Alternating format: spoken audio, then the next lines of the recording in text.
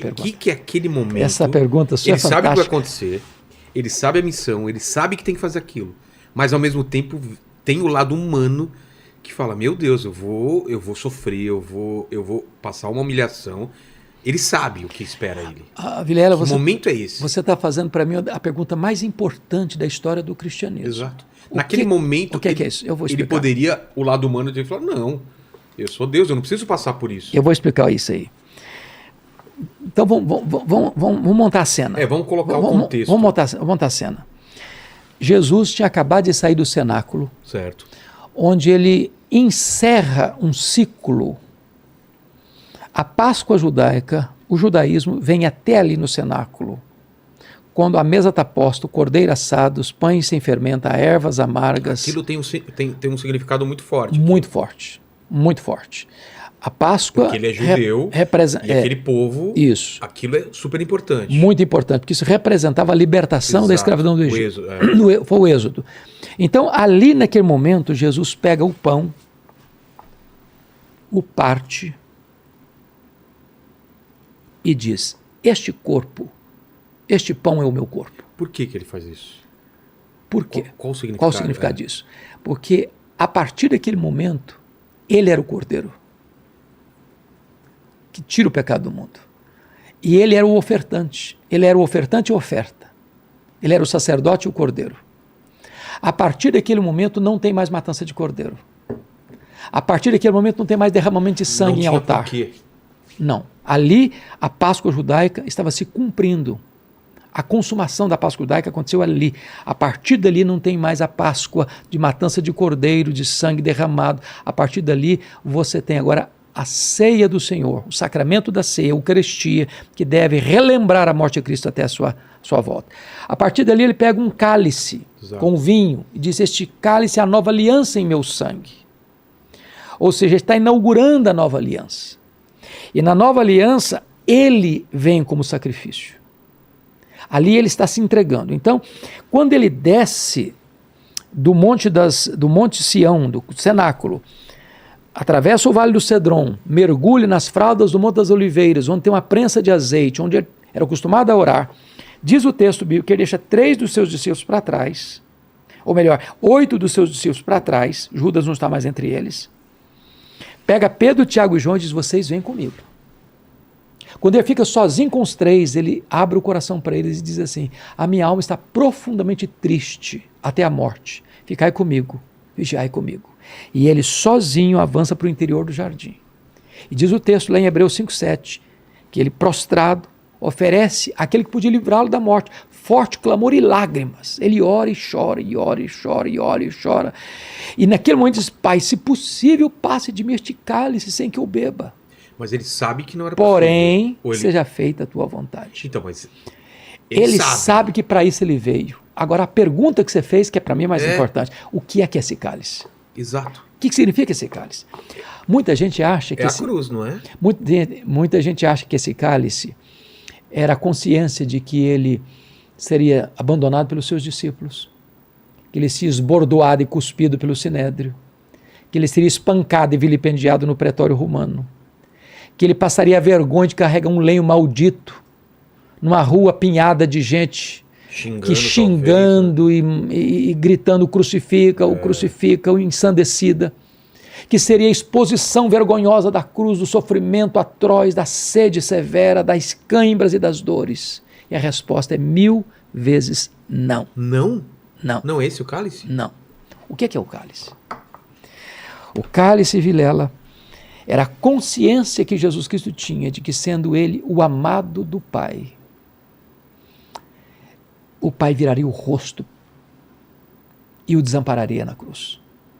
O cálice era a ciência de que ele, sendo bendito eternamente, seria feito maldição por nós. Que ele, sendo santo, santo, santo, seria feito pecado por nós. O cálice era a consciência de Jesus de que na cruz o Pai lançaria sobre ele, conforme Gênesis 53, a iniquidade de todos nós. E diz que ali não tinha beleza nele. Ele foi feito pecado por nós. Toda a sujeira nossa, toda a maldade nossa, toda a corrupção nossa, toda a violência nossa, todo o pecado nosso foi lançado sobre ele. E diz a Bíblia que agradou ao Pai moê-lo naquela cruz. Ele suporta a ira de Deus que devia cair sobre a sua, sobre a minha, sobre a nossa cabeça. Ele sente a ira de Deus nele? Nele. Nossa. Fuzilando-o. Ali na cruz, Deus cumpriu a sua justiça. Nele, no Filho, para não punir a nós. Isso aí é a essência do cristianismo. Sem isso não tem cristianismo. A morte de Cristo na cruz a gente chama de morte vicária, morte substitutiva. Ele morreu não como um mártir. Não foi a cruz, porque se você olhar para a história da igreja, teve mártires que sofreram mais. Que foram decapitados. Que morreram crucificados, passaram um dia inteiro na cruz, jogados aos leões, queimados vivos, torturados até a morte. O sofrimento dele foi sofrimento vicário. Quando eu sofro, por mais que eu sofro pelos meus pecados. Jesus sofreu pelo nosso pecado. Isso é que significa o cálice, tão amargo. E ele sofreu dor física, dor espiritual. O que ele sofreu lá? Ele sofreu fisicamente, moralmente, espiritualmente. Agora, deixa eu dizer uma coisa maravilhosa para você. Você se lembra que no segundo round de oração, veio um anjo para consolá-lo. No terceiro round, ele não chora apenas, ele sangra. Isso. Por que significa isso? Significa que a dor, isso a medicina explora isso. Pelos poros a intensidade do sofrimento dele, da agonia dele era tal que os vasos sanguíneos começam a se romper e ele começa a suar sangue. Mas quando ele se levanta do terceiro período de oração, não tem mais angústia. Por quê? Não tem mais angústia, porque ele estava completamente rendido ao projeto do Pai e o Pai o preparou para aquele momento. Então, para você perceber, quando a turba chegou, capitaneada por Judas Iscariotes, armada até os dentes, foi Jesus quem se apresentou. A quem buscais? Está lá em João. A Jesus nós pois sou eu, e caíram por terra. Quando Jesus foi levado para o sinédrio, e eles cuspiam nele, batiam com um caniço na cabeça dele, ele está firme como uma rocha. Depois, na sexta-feira de manhã, eles levam para o pretório romano. Quem está desesperado é Pilatos, ele está firme, sereno. Quando ele está caminhando com a cruz, as mulheres estão chorando atrás dele e ele pergunta, por que vocês estão chorando por mim? Não chore por mim não, chore por vocês, por vossos filhos. Quando ele está pregado na cruz, ele transforma aquele patíbulo de horror num palco para a glória de Deus e profere 7 palavras na cruz. Pai, perdoa-lhes, hoje mesmo estarás comigo no paraíso. Filho, eis aí a tua mãe, mãe, eis aí teu filho. Deus meu, por que me desamparaste? Tenho sede. Está consumado. Pai, nas tuas mãos entrego o meu espírito. Cada palavra dessa é rica de significado. Então, qual é o significado de ele, Pai, por que me abandonaste? Por quê? Porque naquele momento ali, ele tinha assumido o seu lugar, o meu lugar. Mas Deus abandonou ele? Literalmente. No sentido de que Deus aplicou no seu filho o golpe que devia aplicar em mim. Ah, tá. Porque, não Vilela, que Deus se retirou. Vilela, deixa eu dizer uma coisa maravilhosa para você. A doutrina essencial do cristianismo, que foi o ponto básico da reforma, chama-se justificação pela fé. O que é justificação pela fé? O que é isso? Quando eu disse lá no começo do calvinismo que você pode ter certeza da sua salvação, uma vez salvo para sempre, e não que você possa viver do jeito que você quiser viver, que está salvo, não, nada disso. Quem é salvo busca santidade, quer andar com Deus. Mas o que aconteceu? Quando você crê no Senhor Jesus como seu salvador pessoal, significa o seguinte, que houve 3 transações na cruz e isso é operado a seu favor. Primeira transação na cruz, a Bíblia diz lá em 2 Coríntios 5, versículo 19, Deus estava em Cristo reconciliando consigo o mundo, não imputando aos homens as suas transgressões. O que é imputar? Botar na conta dele. Então Deus não botou na sua conta o seu pecado, a sua dívida. Qual o tamanho da sua dívida com Deus? Impagável. Numa parábola que Jesus contou, de 10 mil talentos, um homem precisava trabalhar 150 mil anos no primeiro século para ganhar 10 mil talentos, ou seja, impagável. Deus não botou na sua conta essa dívida.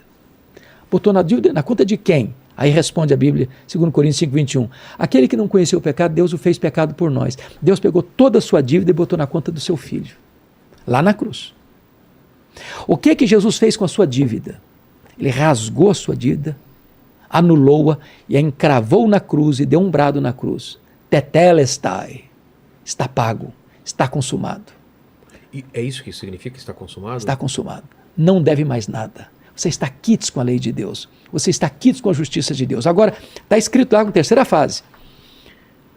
Agora, aquele que não conheceu o pecado, Deus o fez pecado por nós, para que nele nós fôssemos feitos justiça de Deus. O que significa isso? Pega você um tribunal, porque justificação tem a ver com o tribunal de Deus, não é uma coisa que acontece aqui dentro, mas lá em cima no tribunal.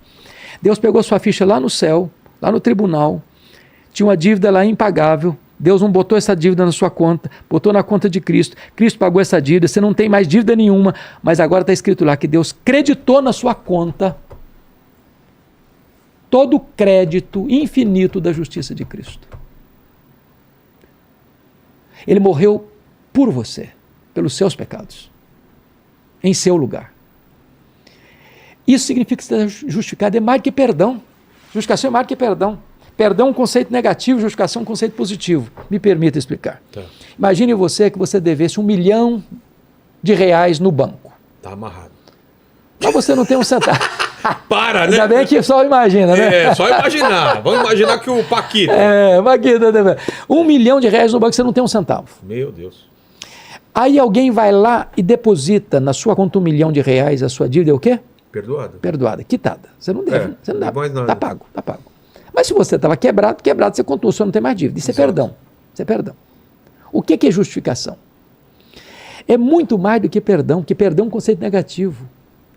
Justificação significa que todo o crédito da justiça de Cristo é depositado na sua conta. Quando Deus puxa sua ficha no tribunal do céu, está escrito aqui, não deve mais nada. Ele tem um crédito infinito. E aí volta a pergunta do seu filho lá. Se o meu filho errar, ele deixa de ser filho? Não. A Bíblia diz lá em 1 João 1,9 assim, se confessarmos os nossos pecados, Deus é fiel e justo para nos perdoar os pecados e nos purificar de toda a injustiça. Já parou para perguntar por que Deus é fiel e justo para perdoar? O justo não perdoa. O justo não perdoa. O justo aplica a lei. Se fosse usar uma linguagem humana, estaria assim, Deus é fiel e misericordioso para perdoar, mas Deus fiel e justo? Me permita ilustrar para você entender o que estou falando. Imagine que nós estivéssemos aqui com as nossas respectivas famílias. Tá. Filhos pequenos, filhos... Tal. Entra um bandido no meio da nossa família, saca uma arma e tira a vida de um dos nossos filhos. A polícia pega essa pessoa, bota na cadeia, ele vai a júri, 7-0, 30 anos de cadeia. Pergunta a você, em nome da justiça, o juiz pode dizer para esse cidadão criminoso, pode ir para casa. Você está liberado. O juiz, em nome da justiça, pode fazer isso? Não. Por que não? Porque existem regras. Porque o papel do juiz é o quê? Aplicar a lei. Exato. E a justiça. E fazer exercer a justiça. Então, como é que Deus é fiel e justo? Porque Deus, sendo justo, não pune o mesmo pecado duas vezes. O seu pecado já foi punido na cruz de Cristo. Quando você creu em Jesus, todos os seus pecados do passado, do presente e do futuro foram levados na cruz. Quando você comete um pecado agora, você homologuel, concorda com Deus, eu errei, Senhor. Eu pequei, Senhor. Aí Deus diz, pois esse pecado já foi pago na cruz. Antes de causa do meu... Qual a diferença entre pecar antes de Cristo e depois de Cristo? Os que pecaram antes olharam para o Cristo que haveria de ser crucificado. Nós olhamos para o Cristo que foi crucificado. Um olhava para o futuro, o outro olha para o passado. Que bonito isso. Convergindo em Cristo.